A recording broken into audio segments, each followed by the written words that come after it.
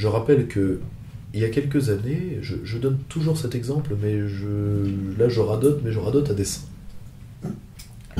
Aucun juge ne vivait dans le 93 des juges siégeant au tribunal de Bobigny.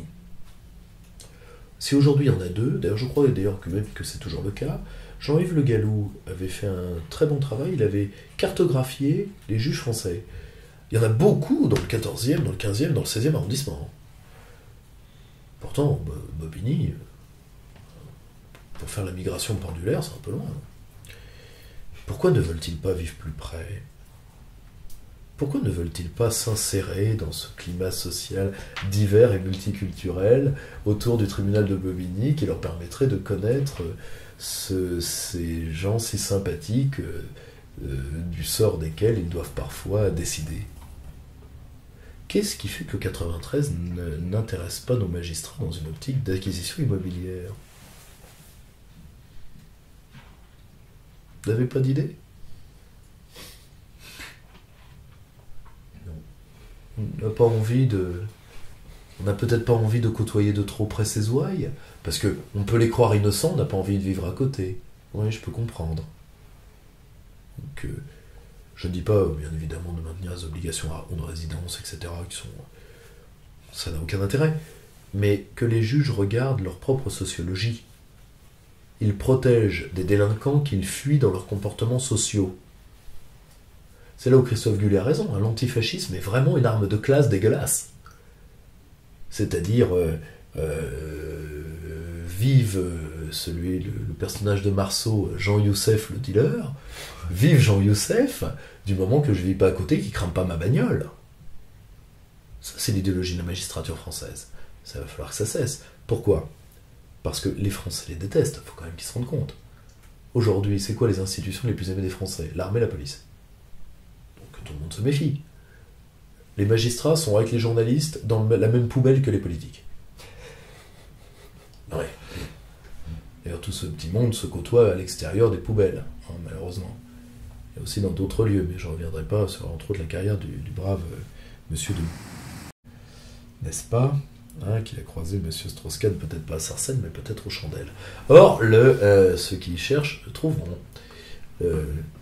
D'ailleurs, il faut faire très attention, parce que la magistrature sait très bien que si on ouvre le cas du comportement des magistrats, particulièrement face à certaines affaires de mœurs, nous aurons de grandes surprises. La magistrature le sait. D'ailleurs, il y a des magistrats qui sont suspendus tous les ans pour des manquements au devoir par rapport à ça. Faire très attention. Le peuple français déteste déjà sa magistrature sans réellement la connaître. Quand il la connaîtra, ce sera pire. Donc les magistrats honnêtes, qui sont évidemment la quasi-intégralité du corps, on parle toujours que des trains qui n'arrivent pas à l'heure, doivent vouloir cette réforme. Car à un moment, les Français l'imposeront. Les Français l'imposeront, les Français n'en peuvent plus. Autre petite réforme de structure, la fin de l'échevinage. Il est anormal que la mafia des tribunaux de commerce se maintienne. Il est anormal de maintenir des magistrats non professionnels. On peut avoir... après, il faudra délibérer sur le cas des prud'hommes et des beaux ruraux. Mais le tribunal de commerce, ça doit sauter. C'est une sous-mafia.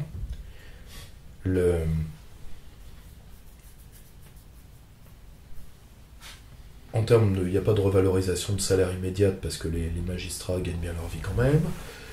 Et surtout, de faire comprendre que, par un système de peine plancher, que ce qu'on appelle la souveraineté des juges du fond a une limite qui est la souveraineté du peuple français. C'est-à-dire, on ne négocie pas les peines. Comme beaucoup de magistrats aiment le faire, et on n'utilise pas à tort et à travers son pouvoir de requalification pour éviter les jurys populaires. Qu'à un moment d'ailleurs, il faudra certainement généraliser, comme ça ce sera vite fait. Non mais, j'ai pas une confiance hors norme dans les jurys populaires, c'est pas ça le problème. Le problème, c'est qu'il est anormal que, sur un pays qui a 200 viols par jour, il est anormal que que plus de la moitié des viols qui arrivent, dont les enquêtes sont bouclées, ce qui est déjà très rare sur des cas de viol, soient traités en attouchement. Soit requalifié par rapport au pouvoir de requalification du magistrat. Moi, on fait ça à ma fille, le mec, je le flingue. Enfin, moi, je les flingue tous les deux. Celui qui l'a fait, mais je suis un magistrat aussi. C'est clair. Vous imaginez pas ce que c'est. Moi, j'ai travaillé avec des victimes. Vous voyez pas ce que c'est.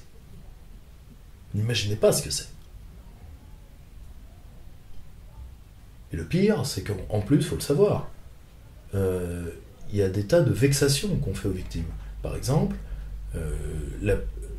quand vous perdez un proche de la faute d'un délinquant, qu'il est en prison et qu'il vous doit de l'argent, vous avez sur votre relevé bancaire, ça c'est une demande des victimes depuis des années. J'espère que ça a été fait, c'est à vérifier, mais je pense que non. De ne plus avoir le nom. Vous imaginez les parents des petites Julie et Mélissa, virement Marie Dutroux. Vous voyez ce que c'est le choc? Mais est-ce que vous imaginez ça? Personne ne peut imaginer une douleur comme celle-là. Moi je trouve que les gens sont bien gentils. Hein. Les gens sont bien gentils, mais un jour va arriver le cas suivant, c'est qu'un père de famille ou une mère de famille, ivre de colère, ivre de peine et de rage, va se pointer, va dessouder tout le monde. Là, la magistrature voudrait être bouchiste et requalifiera pour éviter le jury populaire parce que 90% de chances qu'elle sorte. Là, on sera arrivé, là, on aura passé le dernier cap, à partir duquel le corps des magistrats dans son entier devra être purgé. Nous devons raison garder, nous devons garder la stabilité de l'État, donc évitons ça. La seule chose, c'est que pour éviter ça, les flics veulent l'éviter. Les flics, qu'est-ce qu'ils demandent? Ils demandent le droit de faire leur métier dans des conditions normales. Le problème, c'est qu'il n'y a plus en face d'interlocuteur. Après, la balle est dans le camp des magistrats. Hein. Au passage, interdit de syndicalisation. Le syndicat de magistrature sera dissous. Il est anormal, car je rappelle, parce qu'ils disent oui, mais et l'indépendance des magistrats? L'indépendance est la condition de l'impartialité. Ils ont eu l'indépendance, ils ont refusé l'impartialité. Donc leur indépendance ne leur sert qu'à être au-dessus de la loi qu'ils doivent servir aujourd'hui. Après, ce n'est pas l'entièreté du corps, que personne n'hurle, il y a des comportements parasitaires de certains magistrats. Et c'est l'État qui va devoir rediscipliner tout ça, et ça passe entre autres par la dissolution du syndicat de la magistrature, dissolution qui aurait déjà dû avoir lieu après l'affaire du mur des cons, qui est une affaire extraordinairement grave. Parce que ça veut dire que tous les justiciables, pour des raisons idéologiques, ne sont pas égaux. Et là encore, l'indépendance des magistrats a été prise en défaut par rapport à ce qu'ils sont, c'est-à-dire souvent de sous-militants politiques.